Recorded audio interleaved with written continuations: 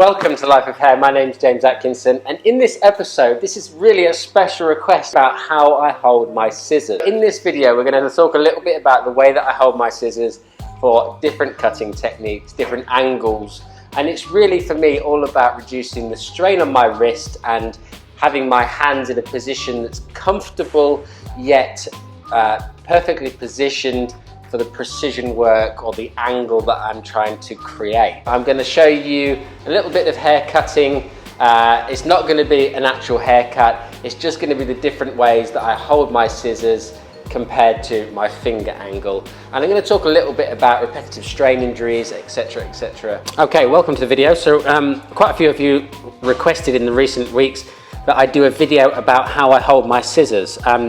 It's something that people have commented on before. And it's all about ergonomics, really. It's how about keeping my hand and wrist in a very, very kind of ergonomic and simple position to put the least amount of strain on my thumb, my carpal tunnel, and create the least amount of injury possible. So let's just cut this graduation so you can see. I think this is mainly what people are talking about, is when I'm cutting graduated shapes. So I come in and I hold my thumb on the ring, just on the edge of it. I don't put my finger through the thumb hole very often when I'm cutting hair. And even when I'm cutting layers, I tend to just rest my thumb on the top of the scissor handle there. You can see what this enables me to do is keep my elbow lower while I'm cutting hair. So my elbow's down, this crane-esque hand shape going on, and that allows me to cut down at an angle without having my elbow all the way up here where I've got my thumb completely through the hole and I'm having to arc up to create a line that this is completely feels unnatural to me, and my elbow lower, and this means that I can have less strain on my elbow. My elbow is not spending all day up here, so this in turn puts less strain on my wrist, because my wrist is now at a better angle than it would be if I was all the way up here and I was either inside out, like this, upside down, which sometimes you see, or I've got my thumb in the finger hole, like that, and I'm having to crane my wrist right round to create a line of graduation. Alternatively, sometimes you see when people are cutting graduation, they have this upside down hand, palm facing away from them, cutting a line. Now that still has a raised elbow, plus I'm twisting my wrist a lot, which puts a lot of strain on my wrist. So let's just look at cutting this first section now. After we've talked about all that, you'll see that my finger is resting on top of the thumb hole, and I'm just using that action very simply, and I've got a very straight wrist through here.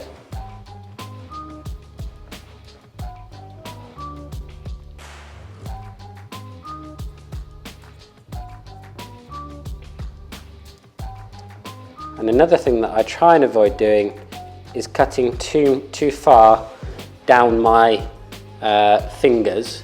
And the reason for that is that with my particular fingers at the top, I don't have a gap, but at the bottom I have a gap, and this creates different tension on the hair. So I only cut to my second knuckle.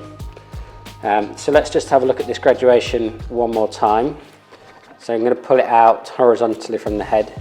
If you want to see how I cut this graduation, by the way, there's a video, graduation two ways, one vertical, one horizontal, just to give you the visual aspect of both. So again, resting my finger on the edge of it, and it's all about ergonomics, guys. It's about keeping this elbow low and it's keeping this wrist straight. So, you know, bending my thumb around like that is no hardship because I've got an opposable thumb like everybody else, and so keeping that thumb at a slight angle feels easier than having my elbow craned up in the air the whole time. So that just gives you an idea of the way that I hold my scissors for that particular instance. Let's look at a slightly different approach, and especially like when I'm layering hair sometimes. So if we look from this side, I'm going to pull the hair out square from the head. I'll be cutting a square layer here. And again, same rules apply. I'm keeping my elbow down and I'm cutting a square line by just resting my thumb gently on the finger rest at the top here, I can just cut very simply with a low elbow. So my elbow's nice and low. I'm not right up here, either palm facing away from me, where I've got a very, very awkward angle to cut at. All for me is all about ergonomics, body ergonomics. The position that I'm holding my body at is very, very important to me.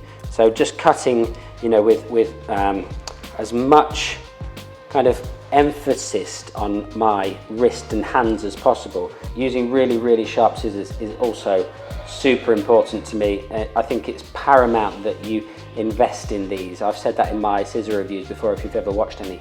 It is so vitally important that you have a really sharp pair of scissors. Let's look at just square layers now and how I work those through. So remember guys, this is not a haircut. I'm not showing you any haircuts here. It's just how I hold my scissors from people asking me about it.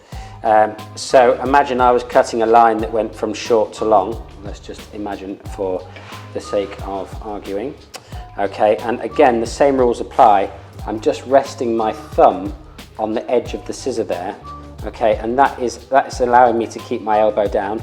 Alternatively, I'll cut in exactly the same fashion that I would the graduation, and it's again just keeping that elbow tight and low down is really important for ergonomics, long-term ergonomics of your body, your wrist, your elbow and your hands. It will save you a fortune in chiropractor's bills. So let's look at the way I would layer this section. Okay, so we're looking at cutting a diagonal line, and cutting a diagonal line, I'd have my tight to my body, my thumb resting over the finger rest, over the finger hole, and cutting a line that travelled up.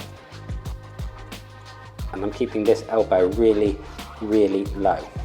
So now let's just look at one other thing, and that would be like square layers. Okay, that's obviously a concave layer or a diagonal layer, whatever you call it. Cut the same section again. I'm going to elevate it straight up this time, okay?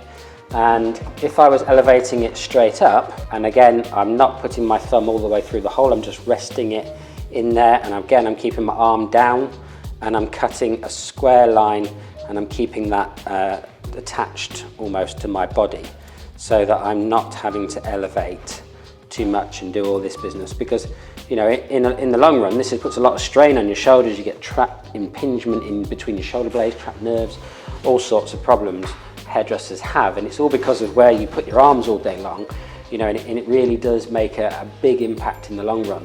So I think that's it. If I didn't cover anything that you saw in one of my videos and you wondered why I did that or how I held my scissors in this particular tutorial, then let me know in the comments down below. I'd love to help you with that. I think I've covered everything that I can think of in terms of the way that I hold my scissors, etc. But again, if I haven't, then please let me know and I'll make another little video to cover that. I've been James Atkins and this is The Life of Hair, and I'll see you again for another episode next week.